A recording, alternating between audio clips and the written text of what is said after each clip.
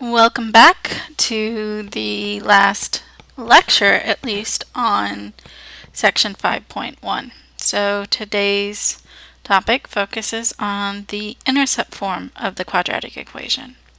As the name implies, when we see the graph, we're going to see that our parabola intercepts the x-axis at two different points, which is why we get the term intercept form. It has the form y equals a times x minus p times the quantity x minus q. Just like in the vertex form, that x squared term is a little bit hidden, but if we were to multiply this out, we would see that we need to multiply the x's together, and x times x would lead to an x squared term. Like before, in the other two cases, a will provide us information about whether or not the parabola opens up or down and its relative width. What's different in this case is instead of finding information out about the vertex, we're going to be finding out information about the intercept points. The first bit of information that we need to know is that this parabola is going to intercept the x-axis at points P and Q, and that's represented by the ordered pair P and Q. So, for a quick look at how this might seem, those intersection points would be here and here. I'll work with some actual numbers so you can see how that plays out. The next piece of information that we're going to get is the axis of symmetry. The axis of symmetry is going to be located halfway between P and Q.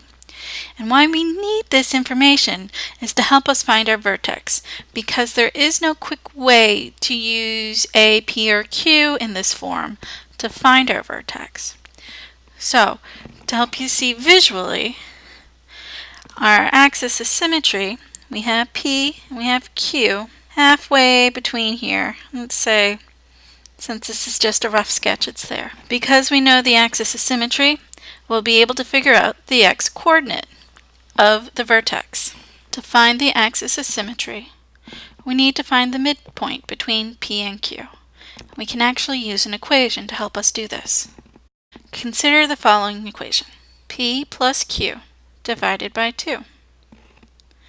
Let's do two examples of this. In the first case, let's say P is equal to 4 and Q is equal to -4. If we put this into our equation, we'll have the following result. 4 plus -4 equals divided by 2. 4 plus -4 will actually give us 0 divided by 2. 0 divided by anything will give us 0. If we consider a number line, if we create a number line with each integer between -4 and 4 ticked off, we can find 0. 0 will be right here. Now notice if we count, we have 1, 2, 3, 4 spaces between 0 and 4, and 1, 2, 3, 4 spaces between -4 and 0. So this approach works. Let's try one more example before we move on.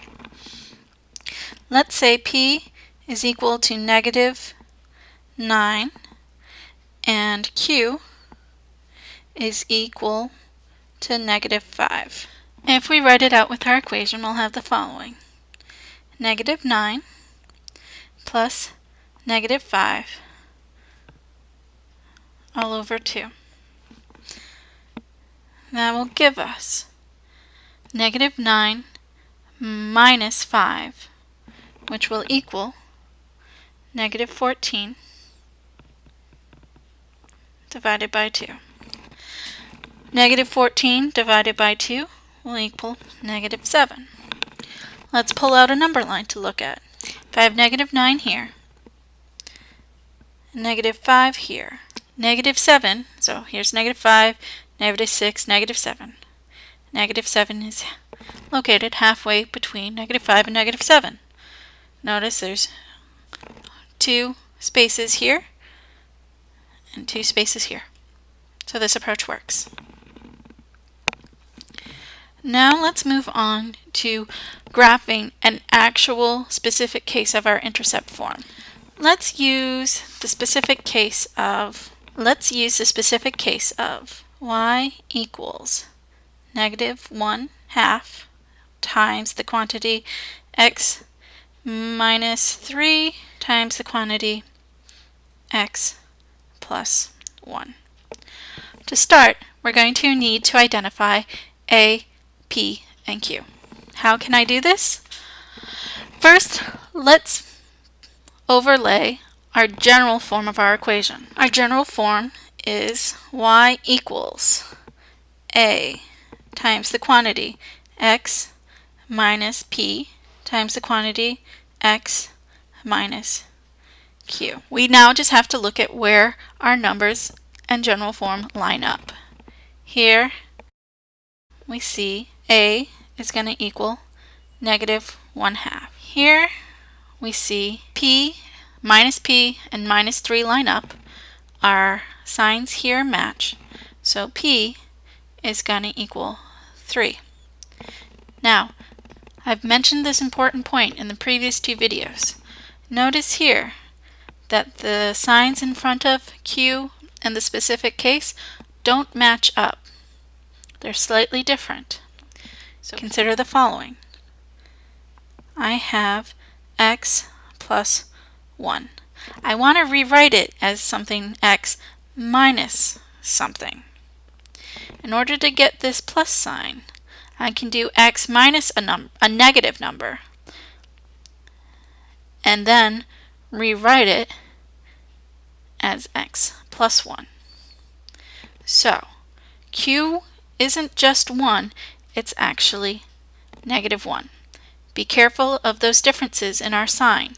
So far I know because of A, I'm going to open down and I'm going to be wide. This is because A has a negative sign and it's a fraction, less than 1, so it means we're going to have a very slow growth. So we're going to be very wide when we graph it. From P and Q, we can find out our x-axis intercept points, and we can write these in coordinate. My first one is 3, 0, and my second point that crosses the x-axis is going to be -1, 0.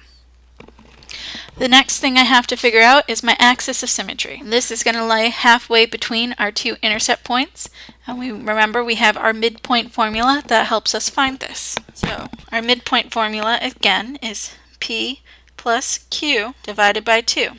If we plug in the numbers for P and Q, we'll have 3 plus a -1 divided by 2. 3 plus a -1 is going to give us 2, and 2 divided by 2 will give us 1. Our axis of symmetry lies along the vertical line x equals 1. Last point. Before we can move on to graphing, we have to do one more thing. We have to find our vertex point. To do that, we have to use our information from our axis of symmetry and our original equation. Our axis of symmetry tells us our vertex point. Remember, our vertex point is actually an ordered pair, x, y. Our x value comes from our axis of symmetry. And we see our x value for our axis of symmetry in this problem was x equals 1. So we can start writing off. We know our x value for our vertex, but we still don't know our y value. However, we have the information to be able to find it. To do this, we use our original equation and plug in for x our value of 1. So to do this, we plug in 1 wherever we see an x in our original equation. Recall, our original equation was y equals -1/2 times x minus 3 times x plus 1. If I substitute 1 here and here, this equation is rewritten as -1/2 times 1 minus 3 times 1 plus 1. If I do what's inside my parentheses, I will have 1/2 times 1 minus 3 is -2. 1 plus 1 is 2. If I multiply this out, negative 1/2 times 2 will give me 1, positive 1, because remember, a negative times a negative gives me a positive. 1 times 2. And I can further simplify down to y equals 2. My vertex point now is fully known. It occurs at 1, 2. So now I have all the information I need to be able to sketch this graph. So first, I'm going to label my vertex point. I know it occurs at 1, 2. Second, I'm going to label my intercept points. I know I have one at x equals 3, and I know I have another one at x equals negative 1. I know that my graph now opens down, so I'm just going to draw out my curve by connecting my different points. And that's how we graph from an intercept equation. So to summarize, first we find A and determine if it opens up or opens down and its width. Next, we find the x-axis intercept points from P and Q. Third, we find the axis of symmetry, which is located halfway between P and Q. Fourth, we find the x-coordinate of the vertex point from our axis of symmetry. Fifth, to find the y-coordinate of the vertex point, we substitute the vertex's x-coordinate into the original equation to solve for y. Sixth, graph the vertex and the intercept points. And finally, we only have to connect our dots. This is the last of the lecture videos for 5.1.